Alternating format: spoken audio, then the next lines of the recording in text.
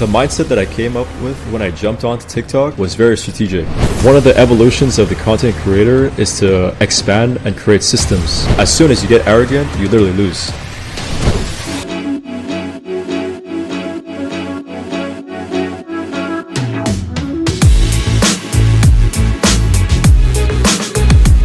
And we're live. Hello, everyone.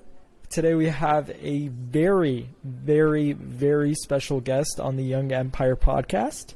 His name is none other than King Khieu. This guy's killing it, almost 5 million followers on TikTok, couple 100,000 on Instagram and on YouTube. He's all over the place. He's doing amazing. And he's really young too, only 27 years old. So, Michael, welcome. It's an honor having you on the podcast today. Thanks for having me, Peter. Really happy to be here with you. And I hope I can offer as much value as possible for you and your audience. Oh, absolutely. Absolutely. And I just want to mention real quick, this is actually the first official podcast on the Young Empire podcast. So just to have you as a guest speaker for the first episode is just an honor, honestly. So thank you for being here. Let's freaking go. Woo. Super happy. So Michael, you have around 4.5 million followers on TikTok, like I already mentioned, a couple 100,000 on YouTube and on your Instagram as well. So tell us the journey. How did you start? How did you get there? Why did you decide to get active on social media in the first place?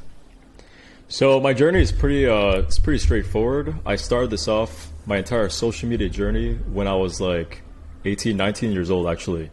It didn't start with TikTok. It didn't start with all the King Khieu stuff that I'm currently doing right now. I was actually, I had a friend that was a magician. His name is Bao. And he was getting a bunch of gigs by posting a bunch of his videos and pictures on his Instagram. And I was like, wait a second, there's actually a lot of stuff I can do right now with Instagram. So I decided to start my own page. It was a fitness page. It had nothing to do with me. It was just repost content that I repurposed, I found online, and then I just posted it up. And so for example, the content that I would put out would be stuff like, I would just have transformations of different athletes in bodybuilding and fitness. I would put out these mini articles and blogs giving tips on how to become how to become more fit, lose weight, gain muscle, etc. And I would just post 2-3 times a day, every single day for like 2 years. Then wow. I had a second account that I started up that was less value driven and more entertainment driven.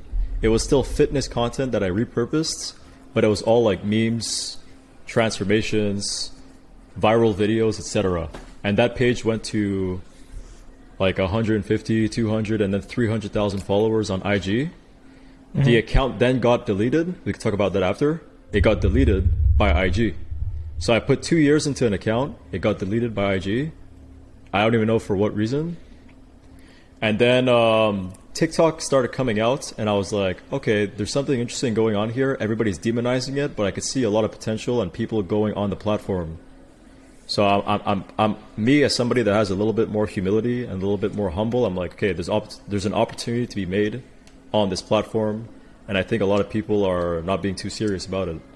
So I jumped onto TikTok in 2019 or 2022 now. The end of 2019, I started posting like random videos. I had no idea what I was doing. I was shy on camera. I didn't know what kind of content I really wanted to do. And I was just posting all kinds of random stuff. But I was testing the waters. You know what I mean? Yeah. Because all these years I was so used to like just repurposing, putting out pictures and videos of other people, but never myself. So it was definitely like a little like challenging to actually get on and to go through all those different steps. Mm-hmm. And since 2019, just till today, I've been posting on TikTok, and I've expanded onto other platforms. That's amazing. And you mentioned that, how many followers did that Instagram account that got taken down have? Okay, so I had a first account, and that fitness account got to 25, 30K followers. My second account that I started that's also fitness went to 300K.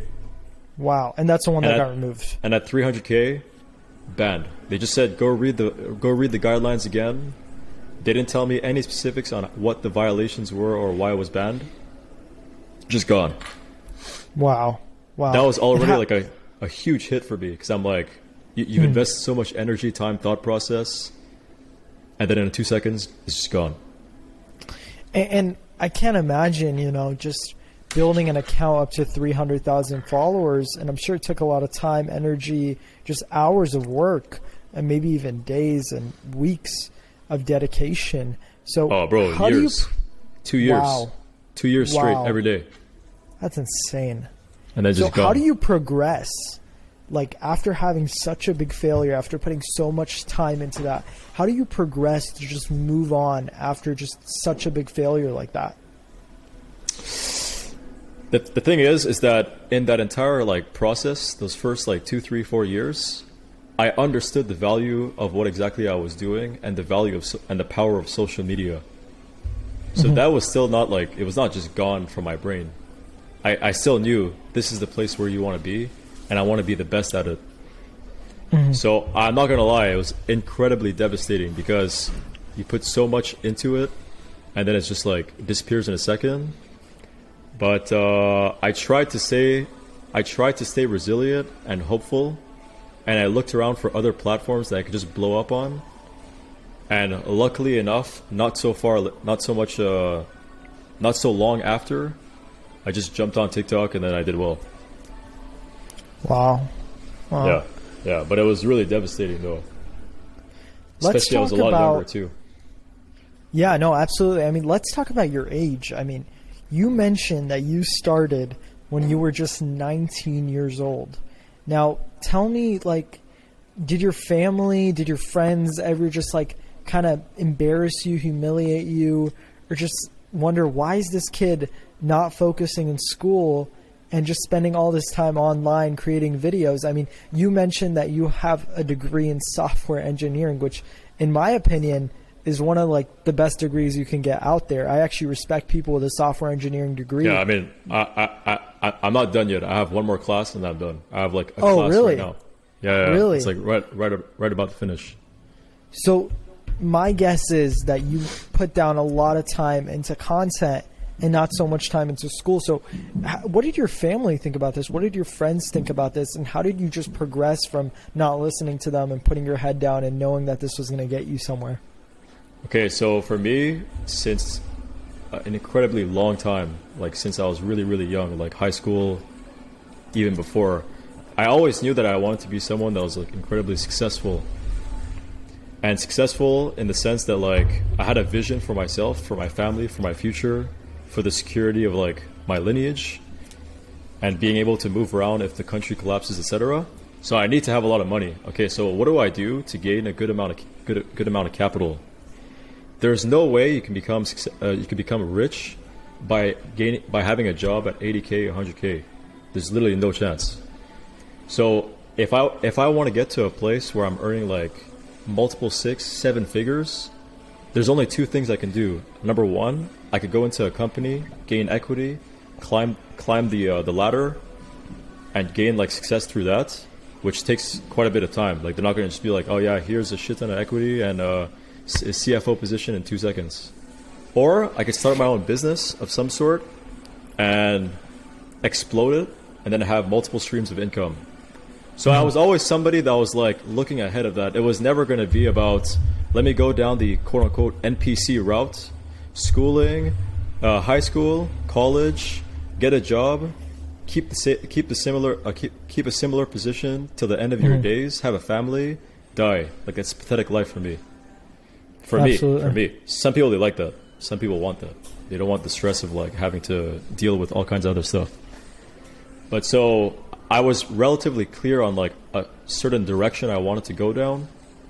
So I knew I had to really focus on those skills that were required of me to become successful, and the schooling system and just following the linear path is not something that was particularly super interesting and even valuable for that vision.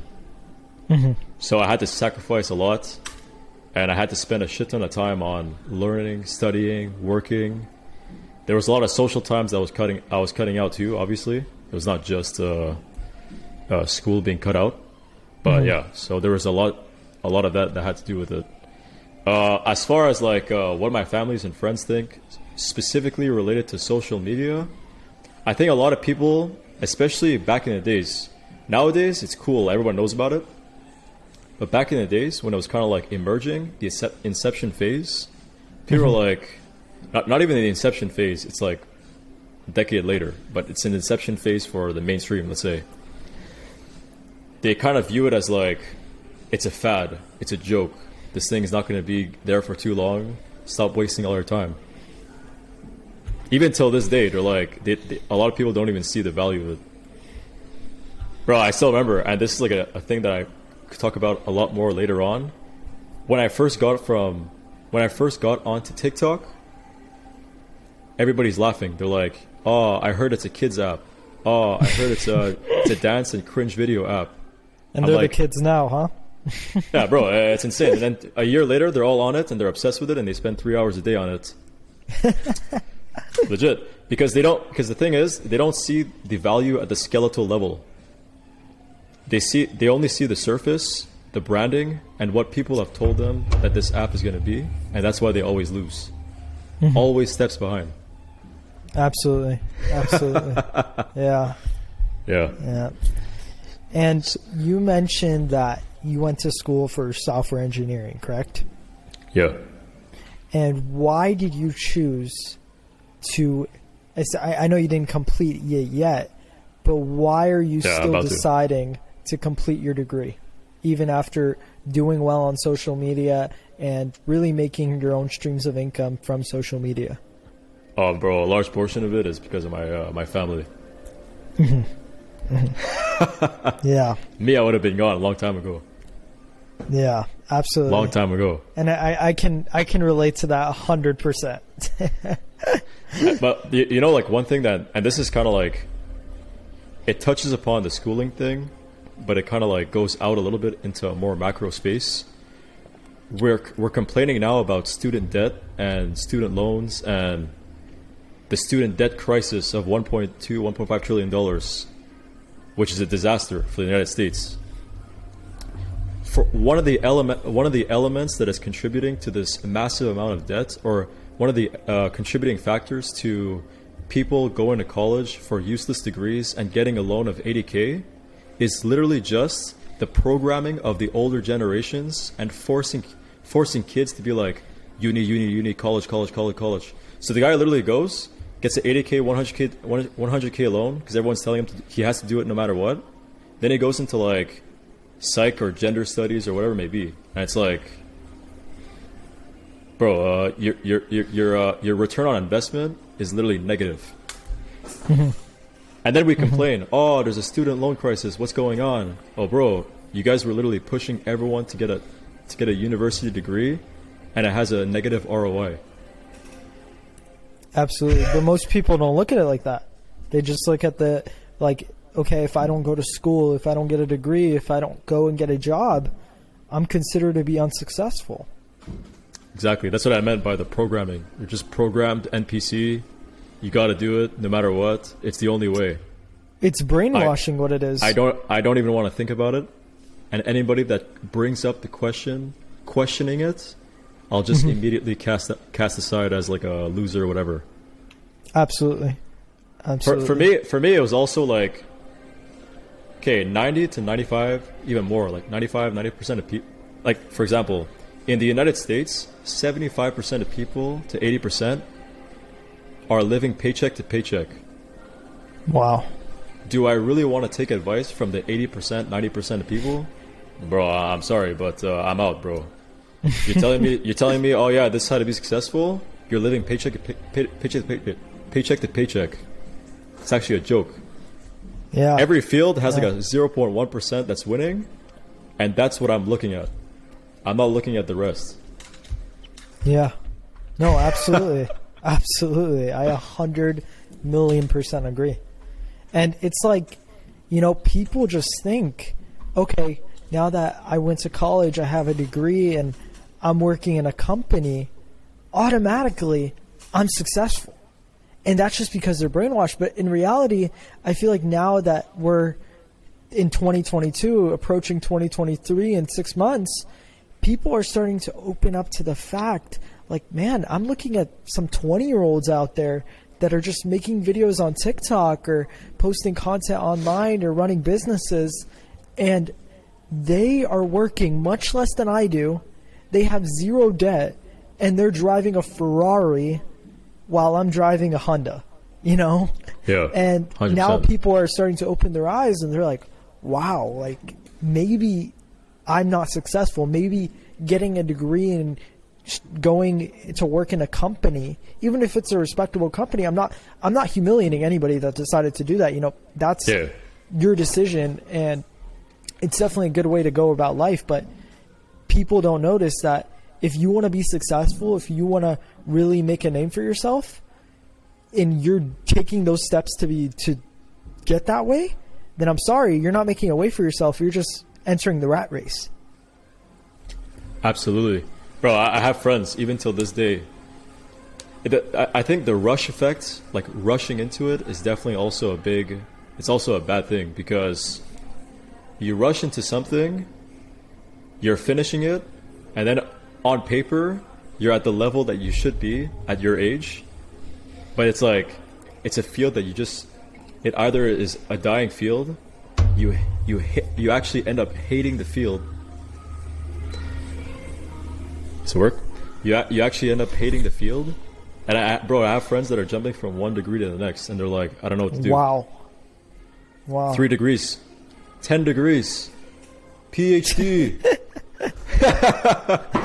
PhD. Can't do anything with the degree. Useless degree.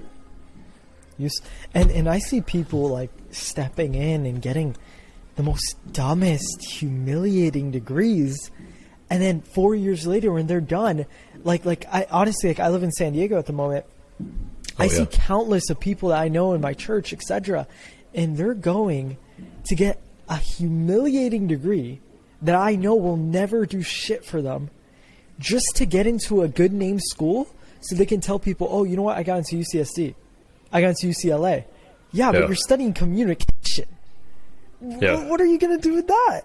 What are you going to do with that? Just like that, you're going to get a communication degree. Yeah, sure, from UCSD. What are you going to do? Either you're going to get a really, really small position in a company, or you're just going to have to go work at Starbucks. You know? Yeah, they're basically focusing on the surface branding. Mm-hmm. They're basically betting on the branding. If I can get into Harvard, if I can get into one of these Ivy League schools, no matter what it takes, by definition, I'm going to get a good job that's paying 100K. Sometimes it does happen, but at the end of the day, it's like, think about from the position of the employer. Bro, okay, you went to Harvard, that's cool. Or you went to Yale or whatever, maybe Princeton, but you can't do shit. Like you literally can't do anything. Mm-hmm. So what's the point of me paying you 100K for? I'm literally losing cash. Mm-hmm. Absolutely. Oh, bro, it's unbelievable. Like people are too caught up. They're too caught up in like the gloss. Mm-hmm. At the same time, though, actually, to your point before about the Ferrari guys, if I would recommend, if people they should gradually kind of work on a side hustle, not necessarily jump straight in, unless you're gonna dedicate everything you got to the thing until you win. If you're just going in and you're playing like a half level, you're gonna be disappointed, and you might be like depressed, because now Absolutely. you don't have like that quote unquote safe route, and your hustle that you dedicated everything to, you didn't actually dedicate everything to it. Mm-hmm. Mm-hmm. Mm-hmm. Like you're playing games. Like you're just like, sometimes you're in, sometimes you're out. You're not consistent. No, and I see that all the time personally. I mean, I know people that, you know, like decided to not get a degree, and then quote unquote they have a business, and they like talking about their business more than they like working on their business. And you see them you know, they don't even have a degree, and they're working from what, 10 a.m. to 2 p.m. and they have little steps of success. But you talk about going all these places because you have a business, but in reality, how do you expect to get there if you're only working from 10 to 2 p.m.? You know, you work on your business from 10 to 2 p.m. and you're talking about your business from 2 p.m. to 2 a.m. Yeah. Oh, yeah. Facts. And you go to all these networking events. You talk to all these people and you tell them, oh, bro, you know me, I have a business and it's going well and but there's not actually any like content or things being done with your business though. It's like they get caught up in like the romanticism with the idea of running a business versus the actual business. Exactly. Disaster. And, I'm guilty of that. I'm not going to lie. Okay. I mean, I think if you're someone that is younger, not all young people, but if you're someone that's younger, you might get caught up in it faster. It's like honestly, I think it's a phase. It's especially a phase if you're someone that's insecure, like a big phase, because you want to make sure with your ego that everyone knows, oh yeah, look, I'm doing this. But like the real problem is like a year later or 6 months later or 2 years later or 4 years later, when people are like, okay, so what's happening now with your thing? And you're still saying, oh yeah, it's going good, but it's not going good. Instead of being like having like humility and being like, oh yeah, it's not going as well as I thought. I didn't put enough effort into it, or whatever it may be. Like the grounded mindset is really what you want to have for like till the end, bro. Because as soon as you get arrogant, you literally lose. Look at me, IG, arrogance, boom, one shot gone. I should have diversified earlier on. Oh yeah, and speaking about the you want to take it incredibly seriously. For example, in the content creation space, people that have a smaller following, they still do get sponsored posts, sponsorships, and companies, etc. But in general, all the companies are going for those top guys. Like they're just trying to buy out those top guys. So they're just firing a shit ton of offers at those big guys. So it's in your interest to be at the highest level in terms of content creation or being a content creator, or at least the pursuit of it, trying to get there. Absolutely. It's not enough to just be a casual. Absolutely. and let's go back into content creation. I mean, number one, I want to know more about King Khieu, right? And if you don't know yet, I'm sure you already do, but that's Michael's name on TikTok. King Khieu, you know?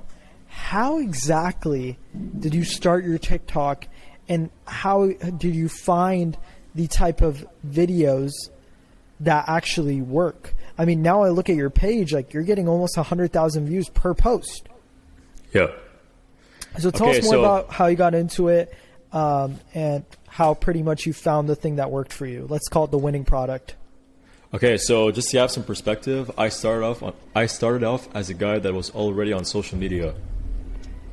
So I kind of knew what needs to be done to win the game, right? So the mindset that I came up with when I jumped onto TikTok was very strategic. I'm like, okay, I know I'm not going to do super well, but let's just test the waters. I'm going to put my ego aside. Some of the videos are going to be cringy, so bad, and just whatever. But I'm testing the waters. So I post a video, then I try to ride another trend. Then I test out another video. And I have no niche, by the way, to tell you the truth. I have zero niche. I don't even know what I'm doing. But I'm testing the waters. I'm getting used to being on camera. I'm learning how to speak better. I'm trying to get my tempo up. I'm trying to make the videos a little bit higher quality so that people actually want to watch it. I'm getting used to editing. So just that first step, getting onto the platform and doing stuff, is a huge learning curve for that. Is a huge learning process that is very valuable for the creator himself. Just jump on it and do it. You don't even need to ask necessarily other people to coach you or get advice. Just start doing it, and over time, as you post videos, everything will begin to flow better, like a river. So I was just posting random videos, writing trends, doing funny skits, etc. And then after like my I think it was like 40th or 30th video, I posted a video where I basically said it was the top 7 or top 8 most important business languages or languages for business. And I just listed the 8 languages. I was like, oh, okay, it's Arabic, and then it's Spanish, and whatever. And that video got to like, I think 600, 800K. Wow. Wow. I was like, wait, hold on a second. Why does this video specifically, of all the 40, 50 videos that I posted, why is this one doing so well? I'm like, it's probably because there's obviously something I'm doing that works, and there's obviously something of value that people like. So I continued making another video, more videos where I just listed stuff like top 8 business languages, then like top 7 countries that are the most religious, and then top 7 countries that have this. And one after another, videos just did well. And then that was basically my page for a long time. For like an entire like 10 months, I was just doing top 7 lists. And why do you think that was the type of niche or the type of videos that were doing well, that were making you do well on TikTok? I think lists in general do well. Whether you're on YouTube, whether you're on IG. Again, perspective. So when I was on IG, I was already doing some lists. I've already done some lists, and I was very strategic with my content to try to get people to get onto the piece of content, like the video, comment on it. So I just saw that kind of content format worked on other platforms too, tested it out, then I kept going. And then I started to see other people were doing top 7 lists and all kinds of stuff, and I'm like, you see, even them, they're doing super well. This format works. But here's the key though, and this is where a lot of people get caught up. They see something that works for a specific period of time, and they're like, it's going to be like that forever. No, it's not, bro. One day, there's going to be a shit ton of people copying you, doing the exact same thing as you, and the users will not be interested in your videos as much as before, or they already know what the answers are going to be. You see? So it's your job as the content creator to be like, okay, currently right now I have this series, but I want to allocate 20% to exploration of different, to other types of content and see what works. Absolutely.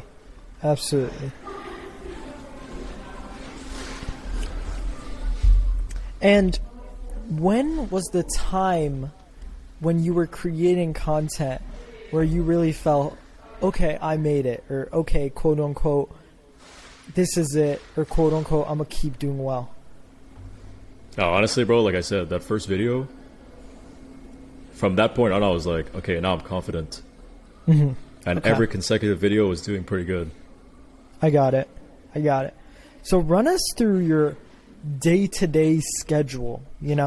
How does your day start? When do you create videos? When do you do classes for school? Run us to your day-to-day type of schedule. Yeah, so right now it's just the class is just like 2 times a week.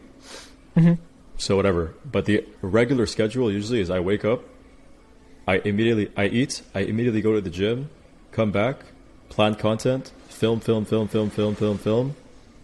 to sleep, and I repeat next day. And what time do you wake up and what time do you go to bed and all that? Because I spoke to you personally about this, and I just think it is absolutely magnificent. This guy's schedule is like nobody else. But that's honestly the special part about being an entrepreneur. Nobody can tell you when to wake up. Nobody can tell you when to work. And nobody can tell you when it's time to go to bed. You're in control of yourself. So run me like with the timelines, when do you wake up? When do you hit the gym? When do you eat? And when do you go to bed? And I know you go to bed really late.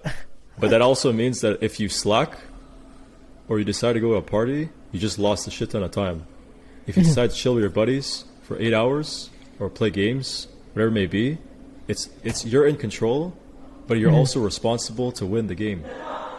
So run us through your timeline. When do you wake up? When do you work? And when do you go to bed?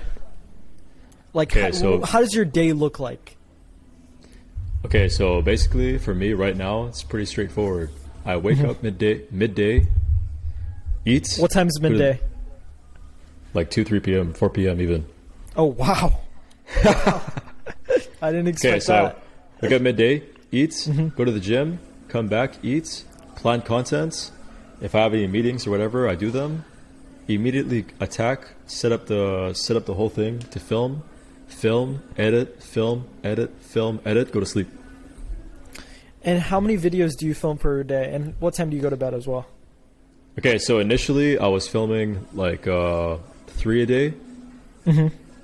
So I told you before I was doing lists. Yeah. So when I was doing lists, it took about for one piece of content took about 1 hour to actually do everything. Okay. So planning, script writing, filming, editing, posting, 1 hour. Okay. Immediately on to the next 1 hour. So I would do like maybe 3, 4 a day. Then I switched to doing life hacks. Okay. The life hack stuff, they could take me 30 minutes to do an entire video. So at one point I was firing like 10 videos a day.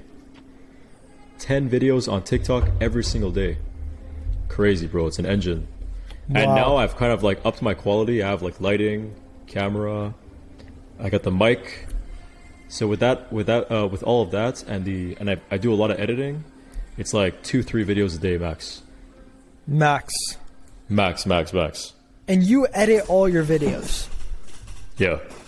Wow. The videos that I do now, like the storytelling videos, breaking news videos, they take me like, it could take 2 to 3 hours for one video.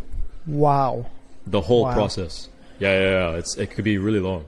And have you ever thought about hiring an editor or a personal assistant to take care of all of that for you? So currently, right now, I've decided to look for editors, and I've found one, a guy in California. I'm working with him. Where in California? He's editing, I can't remember. I think it's near San Francisco, or like an hour and a half away, in a small town. Yeah, he lives in the middle of nowhere. Yeah. Okay, so with him, I'm trying to up my frequency of posts. I pay him X amount. What he does basically, he sends me a script. We're still testing the waters together, so it's still early stage. He sends me a script. I have to maybe change the script a little bit, but in the future he's gonna have a solid script. He knows what to do. Then I basically film the video, stitch it together, send the video to him, and then he does all the edits. He sends it back to me. Fire. While he's doing that, I'm also filming my own videos. I got it. But yeah, bro, because one of the evolutions of the content creator is to expand and create systems. You don't want to just be an employee for the rest of your life, because basically that's what you're doing. You're just grinding nonstop, like you're filming post, film, post, film, post.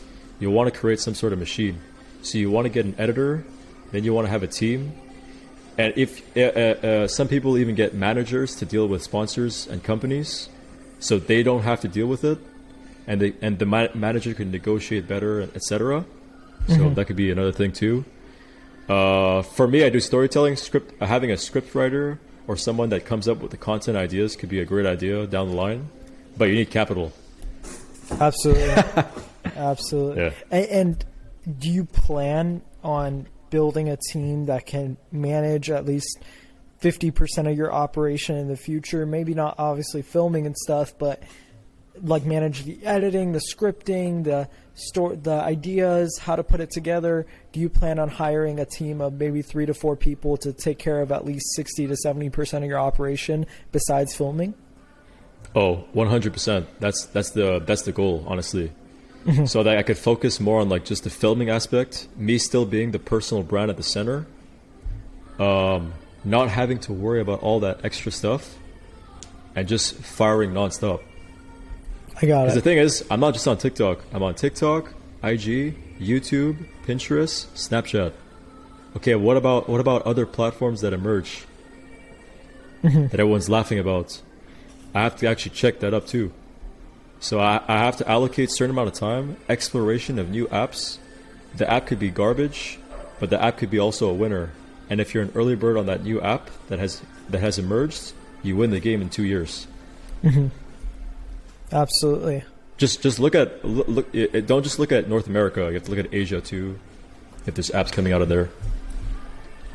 Yep. Like I've tested out. For example, TikTok. In China, TikTok is not. It's not called TikTok. It's called Douyin. That's the name of the app. They have a Really? separate app. They have a I didn't separate know app. that. Yeah. It's same owner? Okay, so basically, the history of TikTok is pretty clear. It's a company called ByteDance. ByteDance is a huge company in China, and they have other companies under the mother company. They started up Douyin, which is literally TikTok, but it was called Douyin. But then they wanted to expand international. So what did they do? They did a mergers and acquisition of. They did a mergers of. What was the app called before TikTok again? Musically. Yes. Okay, so they took Musically, they got all the users. They started their own international version of Douyin called TikTok. They did a merger of TikTok and Musically together and put all the users and then rebranded this new company as TikTok. That's literally how it was started. Wow. Yeah. And were you in that early? No, I wasn't in that early. Okay. I was like maybe 6 months, 5 months later. I was kind of late. So you were still pretty early, though. Yeah, I was still pretty early. Yeah. But I was not on Musically, and I was not the first movers, let's say. I got it. Let's jump back into the timeline of your day, because I just want to point this out clearly, because I know people are going to be impressed by this. So, like, run us through like time to time. You wake up, let's say 2 p.m. Carry us on. Okay, so right now, I wake up 3 p.m. I eat, immediately go to the gym, come back, post-workout meal, talk to my family for maybe like an hour, go to my desk, plan content, see if I have any content ideas that I've already written down on my phone that's ready to go. And if it's news related, I take a look at all the news outlets. So I just search up Fox News, Sky News, ABC, CNN, all of them, BBC, Science News Mag, and just immediately start filming, get the camera and the lighting set up, write the script, film the video, take the file, put it on my computer, edit all of it in Premiere Pro, export, fire the video on TikTok, Snapchat, Pinterest, YouTube, on to the next. So you mentioned that you are on Snapchat, Pinterest, Instagram, YouTube, and TikTok. Am I missing anything? No, it's about it. I tried Facebook for a bit, but it didn't really work. Got it. So, number one, why so many platforms? Number two, what platform do you enjoy the most? Not which platform were you the most successful, but which platform do you generally like posting on the most? So TikTok is the place where it's like the engine for content creation. So before I was making content on Premiere Pro and my camera, I was doing all the content on my phone. So I was using the in-app editing features of TikTok to edit the video. Once that was edited, I take it out, take off the watermark, post on all the other platforms. So the other platforms, I don't really spend much time on them. Like Snapchat, I don't spend much time on it. I just have a video, fire it up, takes 2 minutes. Pinterest, fire it up, takes 2 seconds. Instagram, fires up, takes 2 seconds. And YouTube, same thing, like once a day now. I would say, to be honest, for a content creator, YouTube is probably the safest platform out of all of them. Really? Why so? Okay, number one, TikTok AI and violation flagging system is out of control. They'll flag and take down even the most PG videos ever, they'll take it down. Violation. You get enough violations, you get banned. IG, you say a few things that are politically incorrect, shadow ban. Your account is screwed. Like my IG account right now, 150K, was doing super well. All of a sudden, 4 or 5 months ago, shadow banned because I was probably posting some libertarian or conservative or anti-PC, anti-establishment kind of content. Shadow banned my account. Bro, it's unbelievable. The only one that makes sense, that's safe, is YouTube. It's the safest one. It's also a little bit harder. So I'm very, very surprised that you believe YouTube is the best one. I don't know. I don't want to jump into politics here, of course, but I don't know. I'm sure everybody saw this, but the Nelk Boys actually did a podcast with Donald Trump for no reason. I didn't watch it, but I didn't know watch it. No. Yeah, for no reason at all. I think the podcast was removed after just 2 or 3 days. Yeah. So that was on YouTube, right? That was 100% on YouTube. So why, even with these circumstances, why do you believe YouTube is the safest, and why do you think a podcast like that was shut down? Okay, so first and foremost, before we say anything else, almost every social media platform is liberal dominated. Absolutely. Dominated by liberals and progressives. It's unequivocal. Every time there's a new thing, a new month, Pride Month, it's all in your face. BLM, everything. Mm-hmm. So that's number one. So as soon as you say certain things that are counter to the doctrine or the dogma, you're immediately considered as a threat and a risk. You even see it in their. Here's the thing: a lot of people don't want to know about politics, but politics is in your face 24/7, especially with these platforms. They have hate speech violation stuff. They have consistent quote unquote ideological push on all fronts onto you. TikTok is very bad when it comes to that stuff. Twitter is pretty bad when it comes to that stuff. IG is also bad, especially with their fact checkers and all the banners that they put everywhere, and they'll shadow ban you. But YouTube, of all of them, is I believe, in my opinion, the one that kind of like, they're the most like laissez-faire, a little bit more moderate when it comes to that stuff. So on YouTube, you can still say a lot of stuff that is anti-establishment, anti-liberal, but and they'll allow it. Specifically for the Donald Trump one, it's because they're obsessed with Donald Trump, so it's a different story. And he used to be the president of the United States. But if we're talking about lower level people, like 100K subs, 500K subs, 10K subs, nah, they don't really care that much. Yeah. Donald Trump, they're obsessed, bro. Donald Trump, they are obsessed. Yeah, so he's and like my surprise is like, how can you even do that? How is that even legal? Because there's nothing sexual, there's nothing inappropriate going on. So what reason did YouTube have to delete that? And how? Like, how did nobody stand up for that? How did nobody in the board of YouTube be like, hey, we can't do that. We need to put that video back up. That's against our policy. It's because a lot of people in YouTube are, first of all, a lot of people are for banning him. Okay, that's number one. Just to be clear, it's not everyone in YouTube that's like, oh yeah, but how can we even do that? And the ones at YouTube or TikTok or IG that do think it's wrong, they're too afraid to stand up to the ideologues. They're literally scared. So we always talk about how like everybody else is oppressed and people are afraid to come out, etc. Bro, I'm sorry, but you coming out as a Trump supporter or a Republican is by far the most pervasive, especially if you're in an environment where everyone around you is like a progressive. Oh my gosh! So what they do? What they do basically is they'll say no.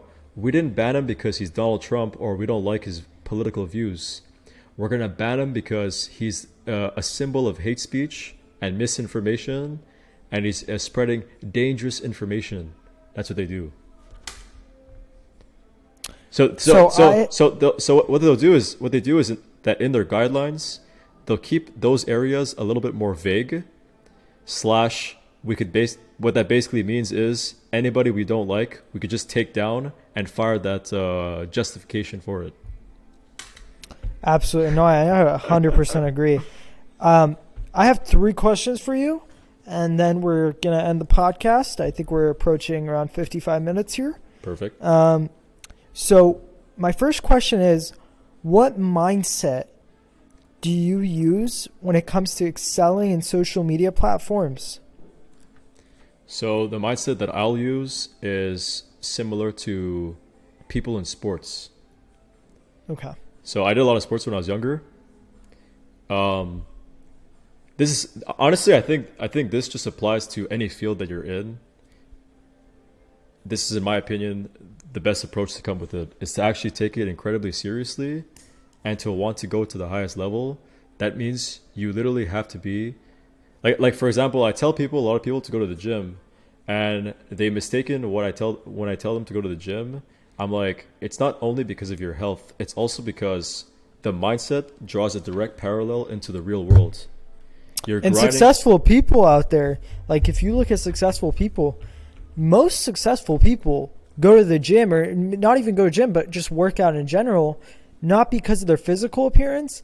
Well, physical appearance, of course, plays a big effect as well, Yeah. but mainly for their mindset. So I love that you're mentioning that. So it's like every day you're grinding, you're getting small incremental increases in progress, and you might have a little bit of setbacks here and there, but it's okay for the long game. And then you keep going, and every angle of it is, at least to a certain degree, thought out. So your nutrition, salt level, macros, micros, the workouts itself, progressive overload, how to organize your training splits, etc.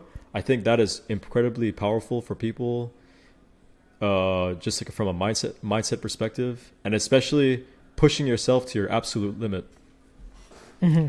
So that's kind of the way I kind of approach social media. I want to try to push myself to my absolute limits. I don't want to cut corners because the results are going to reflect it. Absolutely. So I'm playing for a long game. I think about money and capital for sure, but I'm not looking to abuse and cut and do short-term monetary gains at the expense of long-term branding and long-term image. Makes sense. 100% makes sense. So And my second question is, how did you progress through the algorithm of TikTok? Because when I look at your career and I look at your content, I think of you automatically as the algorithm king. You know, even when I've had no, I'm not even joking. Like, I've had countless of conversations with you, and you just know like every fucking thing about the algorithm. There's not one thing you miss. yeah. So, how did you master this algorithm? Why do you think algorithm is so important to progress and succeed in social media? Okay, so I kind of understood over the years, especially posting nonstop on IG, how the Instagram algorithm worked. I wouldn't say I was an expert, but I kind of had an idea of how to go viral on it and how the content was pushed and what kind of metrics they favored. So when I came onto TikTok, I'm like, I feel like the algorithm matters a lot. And I was looking for videos online and articles and all kinds of texts that would give me some hints to how exactly specifically this one works for this platform. And I found a few sources, one of which was a guy from China, a content creator from the Chinese TikTok. And he was putting out these videos where he was basically explaining the TikTok algorithm and just giving it out to people, but specifically for Douyin, for the other like Chinese TikTok. And I'm like, okay, but the algorithm in Douyin and TikTok must be the same, like, or very similar, the way they push the content. So I studied his videos. I managed to learn it by heart. And then one of my first really, really big viral videos that I was putting out is actually the TikTok algorithm in 60 seconds. And I actually drew out like a diagram showing all of it. Wow. So, but the reason why I think the algorithm specifically for TikTok especially matters so much is because if you're gonna go onto a platform and you don't really know how the internal like system works, you're kind of like going in blind almost into a fog Absolutely. into a fog of war. So Absolutely. you're the greatest content creator of all time. You're a great content creator, but you have zero clue how specifically this one works. For example, I'll give you an example. The Snapchat algorithm, it really, really favors super short videos. And that's not the same as TikTok. I'm going to tell you the difference. On TikTok, what they really care about is watch time and a thing called completion rate and rewatch rate. That means if the user is watching the entire video, right? So then people will ask me the question, okay, if the completion rate matters so much for TikTok, why don't I just make 5-second videos? I'll have a shit ton of completions and my videos will go to 10 million views. I'll tell you why it doesn't work. Because TikTok is pretty smart.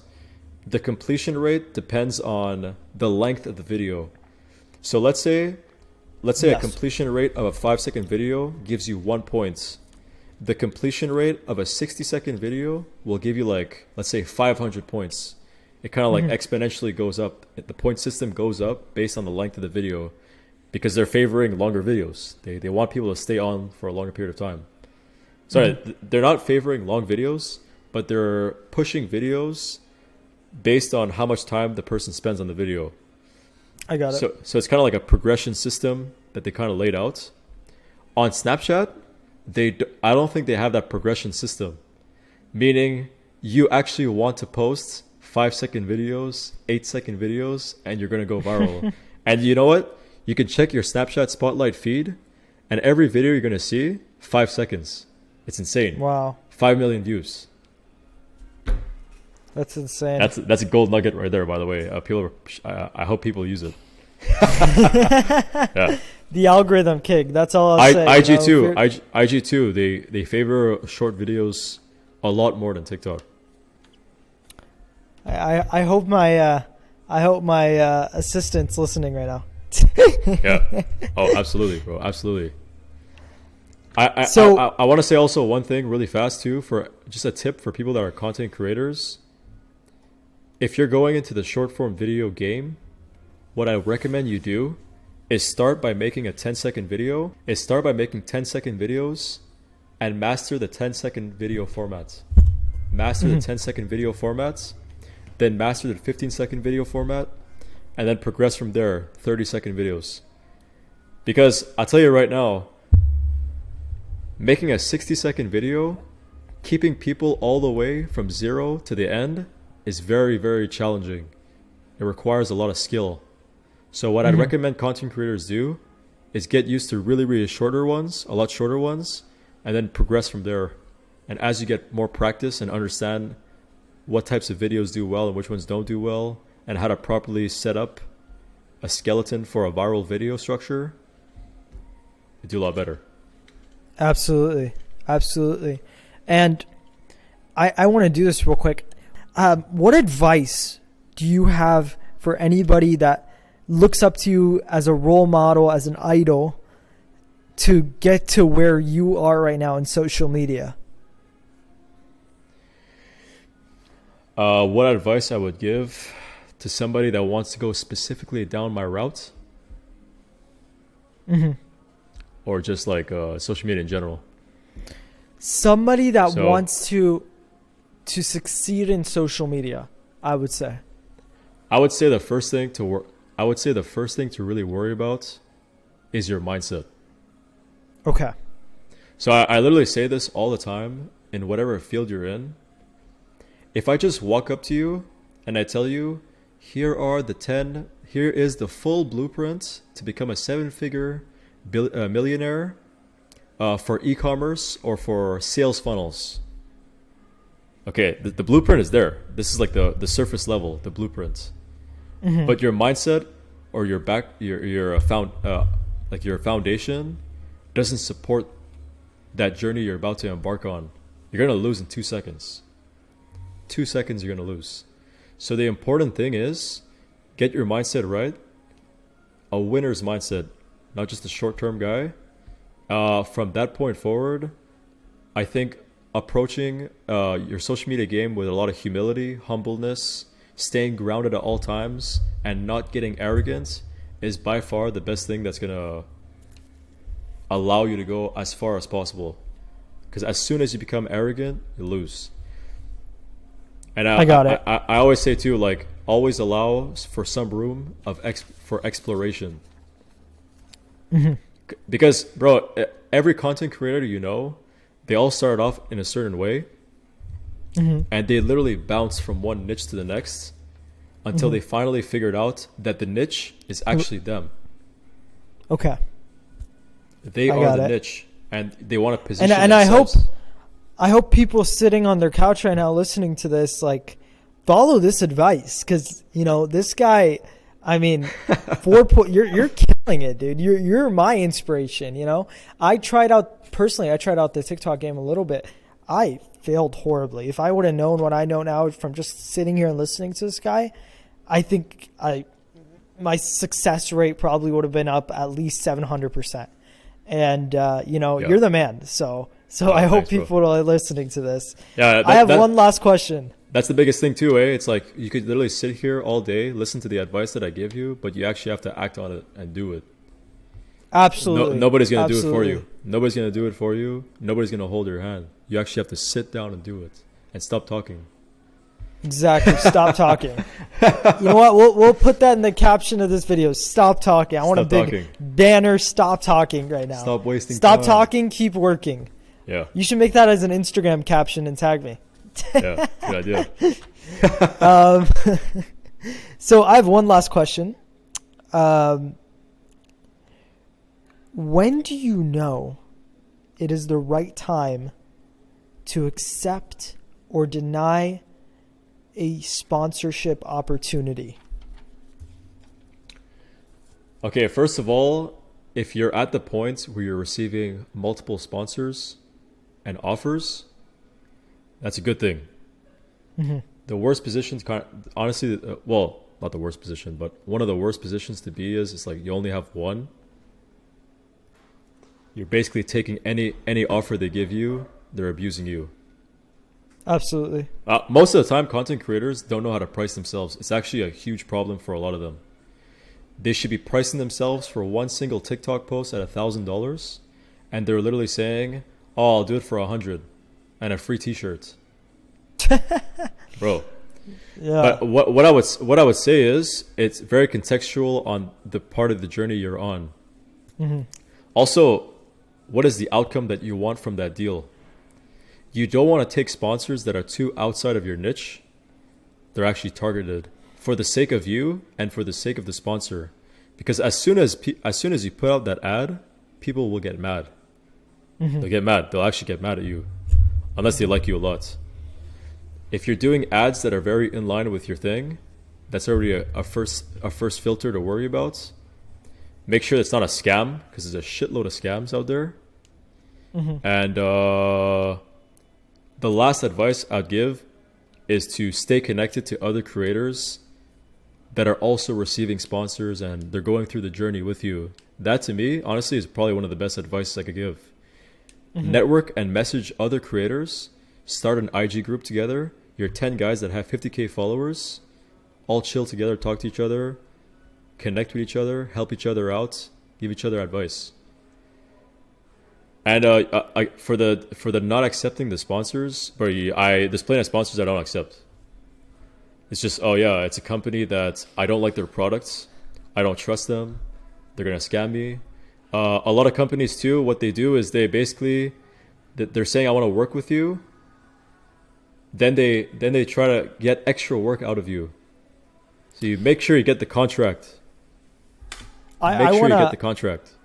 I want to confirm what you just said by I deny a lot of sponsorships because I don't know if he remembers. You probably don't. But a few years ago when I got to know Michael, we were on the phone once and I was like, hey, man, I just made a clothing brand. Do some sponsorships for me. I'd love to partner with you. This guy was like, no. Yeah. So you care a lot. And you care a lot. And I love how much you care about your reputation, what you're posting, and what it does to your account, Like I said, algorithm king right here. There's always a cost to the choices that you're going to make. There's a cost. Absolutely. When I was doing influencer marketing programs for a clothing brand, influencer marketing program, so I was running a campaign. Mm-hmm. You can choose content creators, and you're going to check their page, and you see on their page they take every sponsorship in the book. Mm-hmm. That means when you're about to pay the guy $2,000 for a sponsored post, the conversion's not going to be as good. It's just not going to be as good because their users are like, okay, you're telling me to go with this clothing brand now, but after you just told me to go with 11 other clothing brands that you're saying is the best. So your credibility is zero. You as the guy that's giving out the sponsored or doing the sponsorship has to think about that a lot carefully. And the one receiving it also has to think about that. I don't want to accept all sponsored campaigns because I don't want to damage the brand too much. Absolutely. You want to keep trust with the users and not abuse them or use them like cash cows. Well, and a lot of content creators, they disrespect and use their audience like cash cows. Disrespect. Well, I think that deserves an applause. King Khieu, the legend. It's been an honor. Before we end the podcast, is there anything you want to talk about? Anything you want to mention? Anything you want to say to the people listening at home? No, but I think I might start my own podcast, and maybe I'll have you on in the future as well. Let's do it. Let's do it. I feel like especially you would be very valuable for younger people. Hopefully. Yeah, hopefully. For sure. And this has been great. I mean, I just want to mention that, like, I told Michael, I called him and I was like, hey, I prepared all this research. I have like 4 papers sitting right here just about info about you. And I was like, I prepared all this research. It's going to be great. And he's like, man, fuck the research. Let's just go natural. Let's just jump in. I think it's a great idea. I mean, we did amazing. You did amazing. I mean, just like I think there's so much info. I hope people were taking notes. Oh, and, yeah, absolutely. And, definitely I want to see that Instagram post, stop working, more doing. Stop talking, more working. Stop talking, more working, yeah. Just actually do it. Just do it. Just like time. Nike. I think your podcast format's pretty good. Just have some questions laid out in case it gets slow. But overall, I think the natural feel was nice. And you know what? I appreciate that, man. I think people appreciate it too. Not when it's just robotic, scripted. Oh yeah. I've seen some robotic podcasts, trust me. What did you do? What time? And then the people have the answers prepared too, and they're like, 9 a.m., 8 a.m. Oh yeah. That's one tip I want to say too. It's like, on social media, you want to try to make it, oftentimes you want to try to make things look more natural because people know when you're faking it, unless the goal is to fake it, unless the goal is to act. But people know on YouTube, like, oh yeah, this creator is faking the persona. They're going to know. So the best thing to do, honestly, is just like try to be yourself as much as possible, or the best version of you, and just stay close to the truth. Absolutely. I can't agree more than that.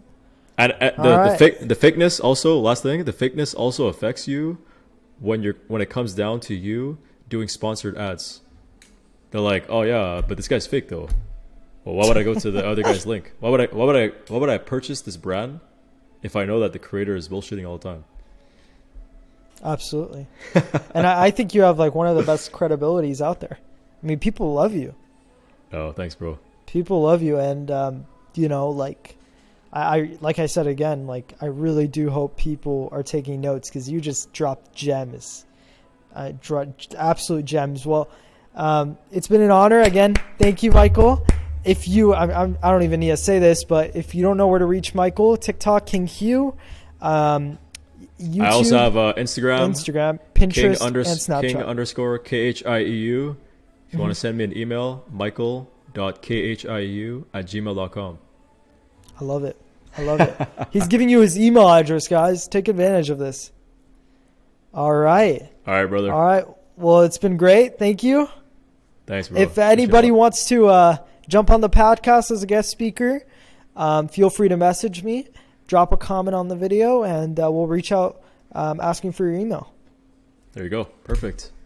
All right. Thank you so much, brother. Thanks, Peter. Bye. Bye.